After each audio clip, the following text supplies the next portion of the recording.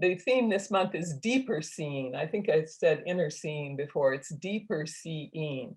And what came to me as I was just sitting with it was I, A-Y-E, E-Y-E, capital I, that's what's to come forth. And um, my prayer partner said to me last night, she said, "Oh, it sounds like Popeye."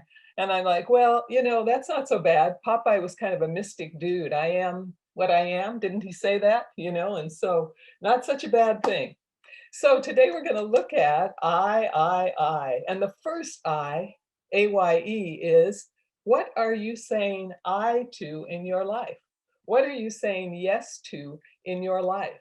Knowing that what we say yes to is acted upon by the law, or as I love the analogy Rochelle gave us last week, like a logarithm, and we put it into the program and something happens. So what am I saying I to? I'm not going to spend as much time on this one because it's going to be elaborated on in the others. But so, and what that means is that I get to look at my beliefs, my opinions, yes, even my opinions. I get to look at what am I opinionated about? Are there places where I'm stuck in that? What do I trust? What do I depend upon? What do I rely upon in my life? All of these are indicators of, what I'm saying yes to, what I'm saying I to. All of these are indicators. What I'm giving my consent to. What do you give consent to in your life? So these are all things to be aware of. And we can be aware of them when we practice these other kinds of I, actually.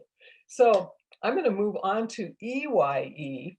The Upanishads say, may everyone see only auspicious sights. That's in the Upanishads. May everyone see only auspicious sights. So I was reading recently somewhere, some guru was saying something about, only look at those things that you really want to take into your consciousness. And I have something to say about that because at a certain level, yes, and at a certain level, no. Because when we're first beginning on the spiritual path, sometimes we do have to really discipline our eyesight. We have to really discipline what we take in, what we hear. We have to really discipline until we get anchored in that place of oneness. And then what happens is that the importance is not so much what I'm seeing, it's how I'm seeing. You catch that? It's not so much what I'm looking at, is how am I looking at? Because the how I'm looking really defines my world. And as it beautifully said in the reading, the world is as we see it. So does that mean, that I have to see only things that are pleasant and lovely and peaceful? To me, it's not about that. It's about being able to look at everything and see spirit there too.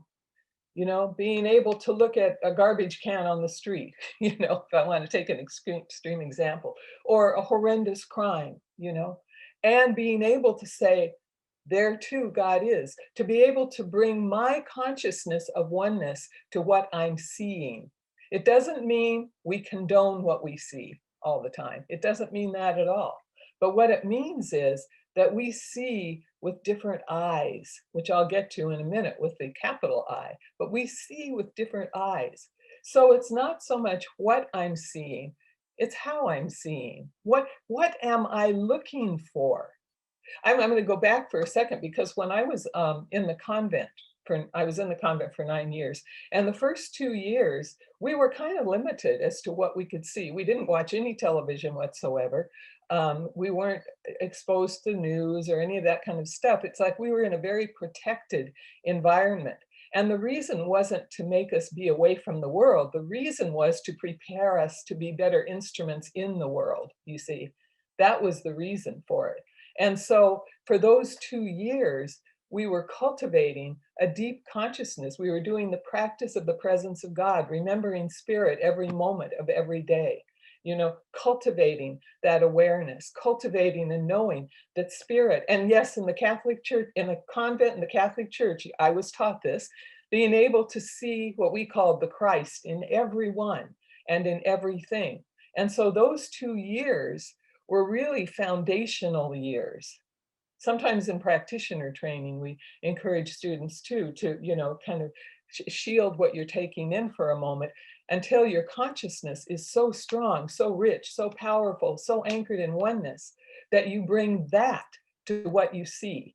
And again, it doesn't mean that we go forth condoning every single thing that happens. It means I bring spirit to it. I bring this consciousness to what I see, and it makes a difference. Eva Bell-Werber in her reading talked about, when we are in that consciousness of oneness, even when people go through our awareness, when they come into our thoughts, they are being lifted because we are in that consciousness. Don't you want to be that? That jazzes me. Don't you want to be that kind of consciousness? So no matter what you're seeing on the news, no matter what you're hearing, no matter what's going on in front of you, you're lifting it. And you don't even have to think about it. That's the thing. You don't even have to think about it, which I'll elaborate on a little bit more later. You know, I told you, I think the last time I spoke, which was a long time ago, actually, um, my place had been flooded, and I'm still kind of in a situation here. Finally some work is beginning, but it's been it's been kind of interesting, because I haven't been able to be as available to people as I usually am. And the human part of me could go to the place of, oh, this is really bad. I'm not as available to people. When people call, I have to say, I just can't do it now, whatever, you know. And because, and I don't say this with arrogance, but because I have been working this consciousness for so many years, I don't feel bad because I know that by them just even thinking of me, reaching out to me, and me having their names in my consciousness, I know that it's being done. I know that.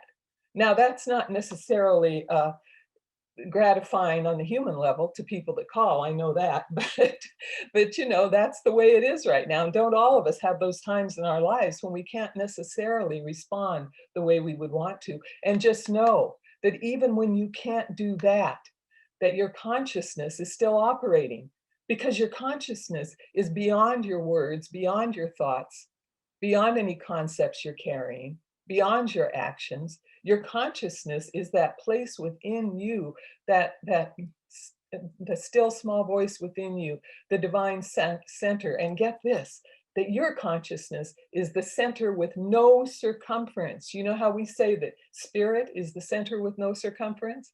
You are the center with no circumference. Wow, do you know what that means?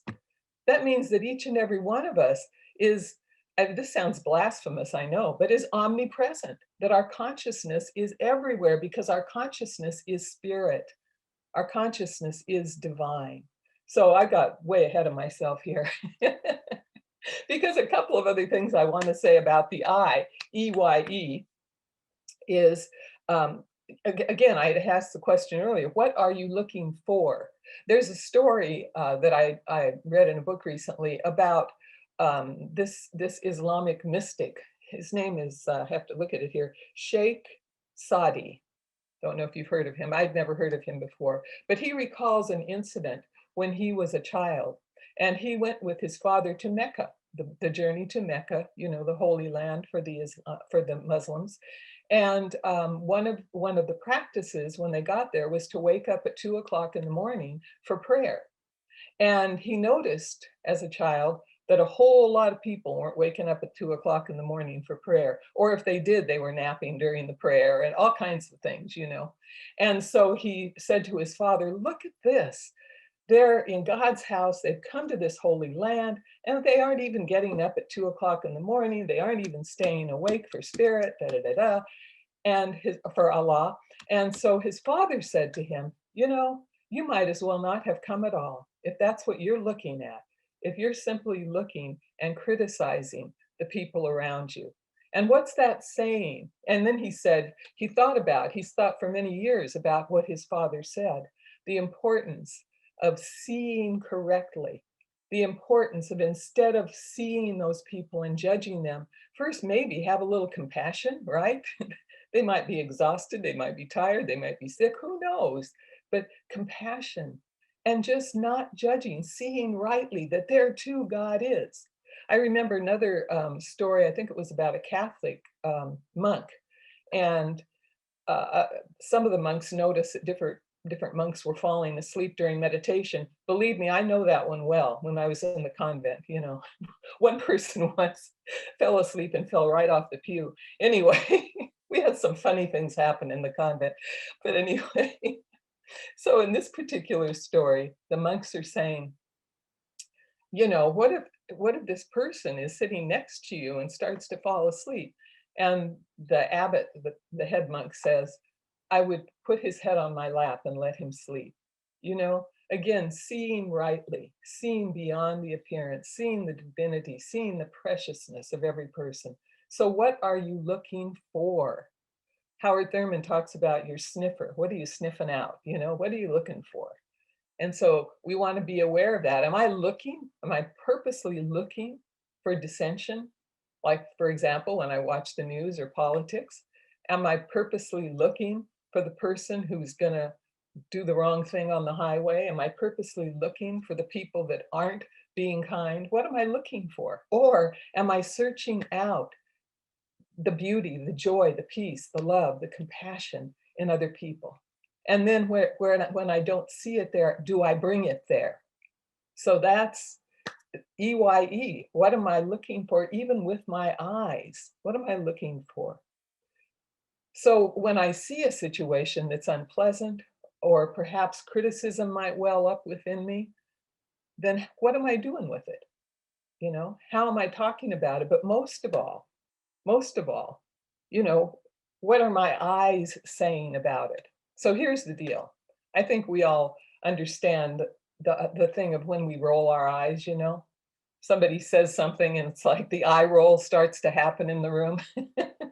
There are so many ways that we can use our eyes. So I want to encourage you to notice how you're using your eyes. You know, have you been rolling your eyes a lot lately? Not in a way that's, oh yeah, this is wonderful, but you know, have you been raising your eyebrows? Have you been furrowing your brow? What, you know, how are you looking at people? How are you using these beautiful instruments, you know, through which light shines? How are we using them? How am I looking at the people that I pass on the street? You know, I notice a lot that some people seem to be afraid to make any kind of contact, but seem to be walking around in a lot of fear, and their eyes show it, you know. So can I walk around fearless, not disrupting people, not intruding in people's lives, but can I walk with soft eyes? You know what soft eyes are? If you don't, think about a dog. Dogs have soft eyes. They're so sweet, you know. I noticed my daughter's dog, Charlie, and he just, you know, he looks at you, especially if he wants a treat or if he wants food from your plate. You know, he looks at you with those eyes that are just watery and soft. And, you know, can we see with soft eyes? You see, with our eyes, we can love somebody without words. You know, with our eyes, we can console somebody without words. And here's the thing, when people are in grief, that's really pretty much the best way. Talking doesn't necessarily cut it, you know? There's so much we can do with our eyes. Emerson, what did Emerson say? He says, an eye can threaten like a loaded and leveled gun, or it can insult like hissing or kicking, or in its altered mood, by beams of kindness, it can make the heart dance with joy. I want to go around making everybody's heart dance with joy. I want to go around loving everybody. I want to go around consoling everybody. I want to go around seeing the highest and best. And I can do that even through my physical eyes. So how are you using these beautiful instruments, these eyes? What are you taking in? And even more, after you've taken it in, what are you giving out through your eyes?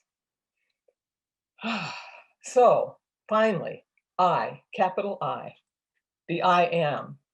And the question I'll ask here, since I've been asking questions, is who is looking through your eyes? Who is looking through your eyes? Who is living in your eyes? And what I would say to that is the one that is really the looking through your eyes is spirit. You see, we're here as expressions of the divine, and even more, we're here as spirit in the flesh. We are the way God sees its universe in physical form. I've been really struck by that a lot lately. You know, through us, God has hands and feet and eyes and ears, and a heart that beats, you know, a brain that thinks, you know. God, we are its expressions. It experiences life on this beautiful earth plane through us, because spirit is spirit. So it, I make this up, by the way. This is not necessarily Agape or Science of Mind teaching. This is Joan teaching. This is Joan ruminating. This is what it is. So I've been sitting with it a lot and noticing a lot in my prayers with people that that's what comes up. That you know, if I'm saying a prayer, for example, for Leslie, that Leslie is the place where God experiences life on this planet. You know, Mark's heart is the heart of God on this planet. You know, whatever, it's a beautiful thing when I think about it. And who is really living in these eyes? Who is really seeing through these eyes at the deepest level? I'm not talking about superficially. I'm talking about the deepest level of our being. Who's living in here? And I would say it's spirit. It's the divine radiant self. That's what's her name? Lillian D. Waters calls it the radiant perfect self is living in you as you. So when we realize this oneness, when we yield to it, when we deepen in it, then we become even greater instruments for God's sight to come through. We start to see more. So what that means is getting in touch with the I, capital I am. I am that I am. Just as it, the Spirit, the Lord supposedly said in the burning bush, you know, I am. I am that I am. That's my name. You know, you can't give me qualities or another name. I just am. And that's the truth for each one of us. And that I am presence is within each and every one of us. And so we're here to realize it. We're here for our soul to evolve. So moment by moment by moment, we realize more fully, I am. I am that I am. So as we realize that more and more fully, it becomes spirit witnessing its world, witnessing each other, witnessing itself. You know, I look at Yvette and I go, okay, so that I am spirit witnessing myself as Yvette. You see, I she is an expression of me. I am that presence. You are that presence. That's where we get to when we meditate deeply. We get to that place where that's what I am. And then it's much easier to move through our days. You see, what we start to do is we start to naturally witness. Now, we talk about witness consciousness, and witness consciousness is so simple, really. It's just noticing, you know, it's witness consciousness is just noticing. Like even while I'm talking, I'm noticing that I'm talking. You know, while I'm talking, you know, once in a while I try to look in the camera, but lots of times I get distracted because of your beautiful faces. And so, you know, I notice when I notice different people, you know, and at this, so we're multidimensional. We have the capacity to be fully human, to move through what we're moving through humanly, to have our human thoughts, and at the same time, there is this presence within us that is pure awareness. So we have the capacity to do what we're doing and be aware that we're doing it. That makes sense to you? Don't know if it makes sense, but you know, so I can do what I'm doing, being aware of it. And this is a powerful practice, witness consciousness, because when I'm in witness consciousness, you know, I am not judging. Witness consciousness can't judge. That part of you that is pure awareness cannot judge, cannot be judged, cannot be affected by anything in the outer realm. Are you starting to see how witness consciousness is so healing and important? I mean, even just for your sanity on this earth plane, if for nothing else, you know, because it allows you to be present to what is, to experience it, have the feelings you're feeling, the thoughts that you're thinking. And at the same time, there's that part of you that's noticing, that's aware. I've been getting to do that a lot lately with everything going on in my life. It has been a bit, humanly, I'd say it's been a really crazy time for me. And some of you can relate, I'm sure, dealing with contractors, insurance adjusters, HOAs, bless them, and flooring people and choosing this and that and learning about an electrician because so many of the outlets went out. I mean, just it's been an interesting time. Now, if I were a project manager, it would be tough. This is easy, piece of cake. Those of you who know me well know I'm not the project manager type. So, however, what I learned through this experience and by witnessing, what I've learned is that there's that in me that can handle, that can do all this, that spirit orders and organizes everything in my life when I can know that, as I witness, as I notice, as I pray. And when I can't do it myself, I have so many people praying for me. I can't even begin to tell you. And everything just lifts. What my practitioner sent me, my practitioner, who is an amazing witness consciousness, just absolutely amazing, sent me a text this week, and she said, and I use this as an example of witness consciousness. She said, for a minute, she said, as I was in meditation, I saw like these barriers, these concrete barriers. Concrete's an interesting word since my floor is concrete right now. She saw these concrete barriers to whatever was supposed to happen. She said, then all of a sudden, there was all of this light and it just all dissolved, all fell away. She was seeing with inner seeing. Do you hear what I'm saying here? She was seeing with insight rather than just purely eyesight, seeing beyond. And that's the consciousness that I'm talking about. And as we cultivate being the witness, then we start to see that way. Not that we all have visions like that. We all have our ways. Some people, I tend to be more kinesthetic. Some people see visually within, and some people hear things. We all get it in different ways. However, you will start to get those glimpses.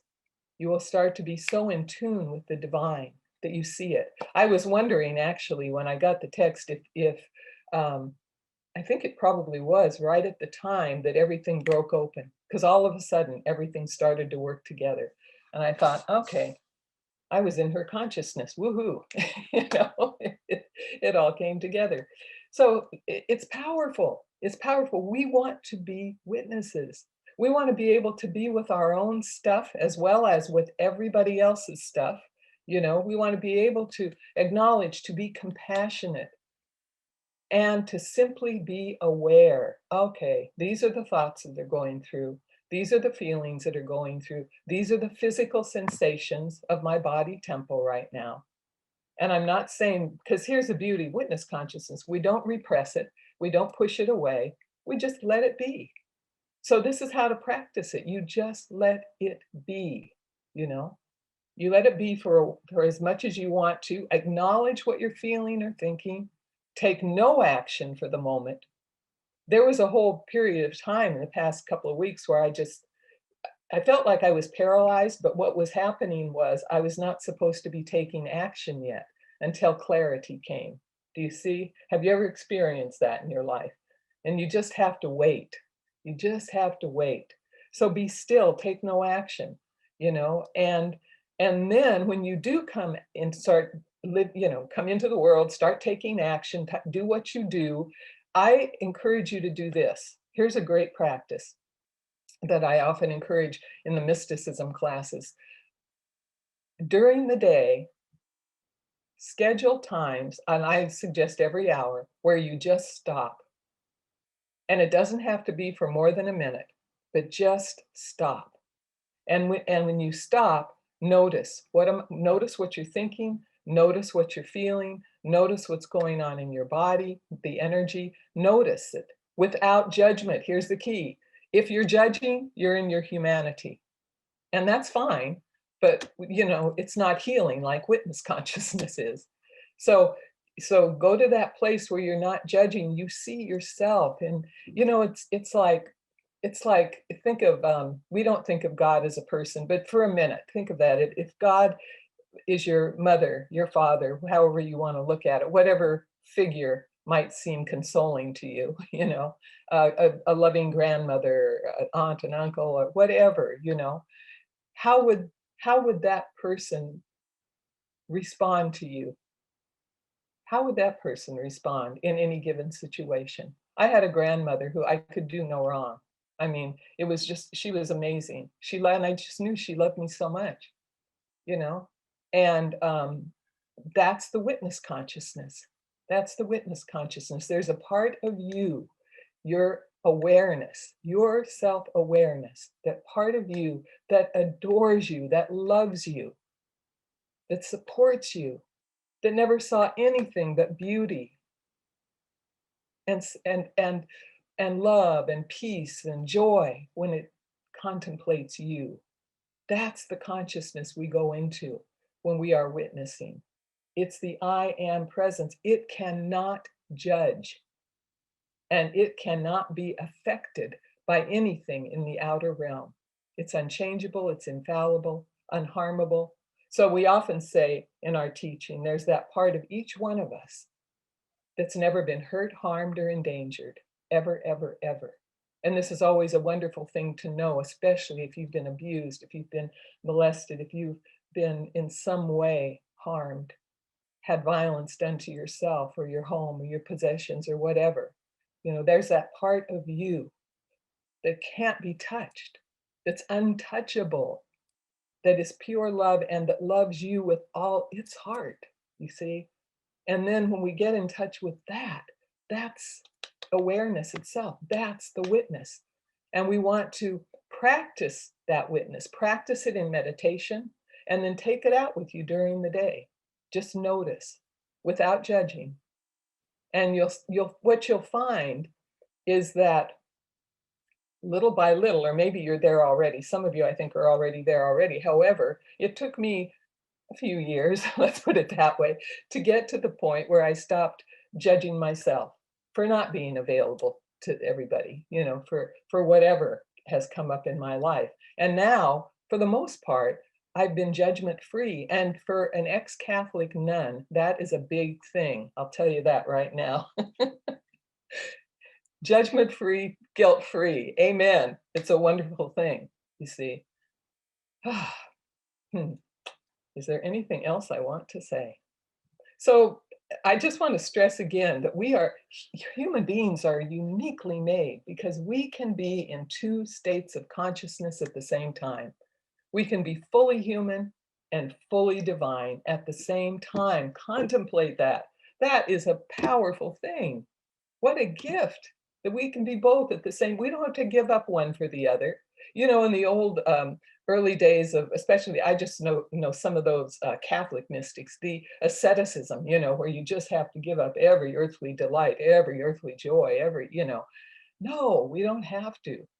Really, the beauty and the grace and the wonder is that we can do both. We can be both fully, and that's what I want to be. That's what I aspire to be fully human, fully divine, and to witness. It's my divinity that can witness every aspect of myself.